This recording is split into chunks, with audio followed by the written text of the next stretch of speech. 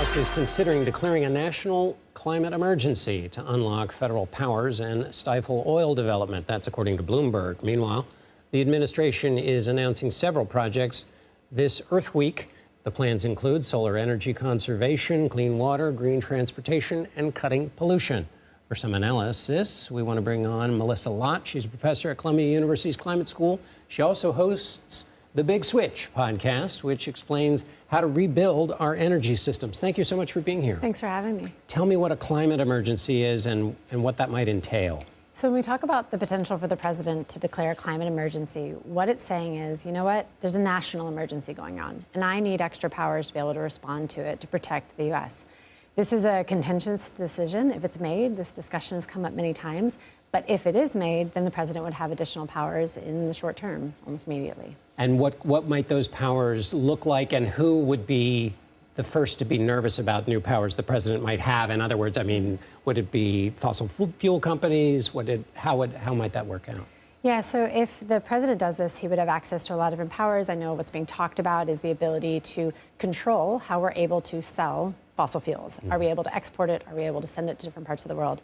Now, obviously, the countries, the organizations that depend on those exports, they would be concerned about it, as would companies. But that's not all that the president can do. The president can do a lot to bolster up the manufacturing, the production of clean energy technologies. And combined with some other powers that he has, or that he could take advantage of, he could move the needle when it comes to climate change and emissions. So it's a mixed bag. I will say, when you talk to companies, uncertainty is the worst. If I can plan around it, I'm happy, even if it's maybe not the outcome I wanted. So the uncertainty of, is this going to happen, when might it happen, and how might it be implemented is a stress point. Let me ask you about the Climate Corps. How do you understand the Climate Corps and what it's supposed to do? It obviously had echoes of FDR. Yeah. What are we getting from the Climate Corps, which the president discussed yesterday? Yeah, so the Climate Corps is trying to address, or at least as an outsider, as a professor at a university when I'm studying it, it's trying to address a couple different things. One, we do not have the workforce that we need if we want to reduce emissions, if we want to clean up pollution. We don't have people trained in the different skill sets that we need, and we need them very quickly if we're going to respond to climate change, which is already happening and already affecting our health. So as a result of that, how do we train up those people at the same time show folks that there are opportunities for all different skill sets, all different backgrounds to contribute positively in their communities, in their states? Right. Last question. We are in a presidential year. Let's amend, and I'm not going to ask you about the political thing, except this, try and do it this way.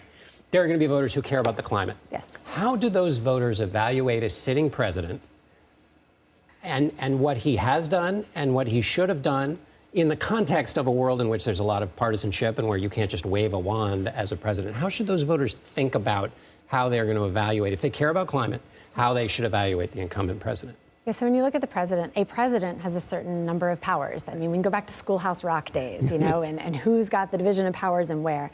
The president has certain ones that he can implement, that he can take advantage of, soft powers and hard powers. So which ones has he done successfully? So you can look at the Inflation Reduction Act. You can look at other policies that have become law and his role there, but also in terms of executive orders, what initiative he's taken. One example of those is Justice 40. So how are we making sure benefits go to communities that have been disadvantaged and been underinvested in the past? How has the president actually addressed that? So it's a combination of things, realizing the president in this country does not have all the powers, only has some of them. Melissa Lott from Columbia University's